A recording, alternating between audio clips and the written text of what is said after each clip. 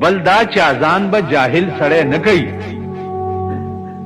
تاسو ګورئ دي جمعتونو کې اکثر جاهلان بانګونه وایي اشهد ان محمد رسول الله محمد وایي کنه وایي بد امامان د اکبر باچا لټان دي خرطه به وایي الګانا بانګ وایي او په دې ډم نه چې دا خر په بانګ پوهیږي کنه. ويؤذنكم عالمكم امام ابو حنیفه رحمت الله علیه فرمایي ويؤذنكم عالمكم تاسو کې به اذان عالم سره کوي. اذان کې د خدای او د محمد رسول الله نوم دی.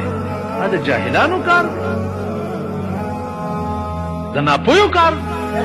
پوه سره نو دیو جن کله به په ماشومان وو دمر ماشوم په حساب ده لوډ سپیکر ته بولري نو دیو جن حتى تبين لكم الخيط الابيض من الخيط الاسود من الفجر ثم اتم الصيام الى الليل تمام وی روجی تر لیل پوری الى راغله الى د پاره د انتها د غایې دی او غایه په مغایه کې داخله نه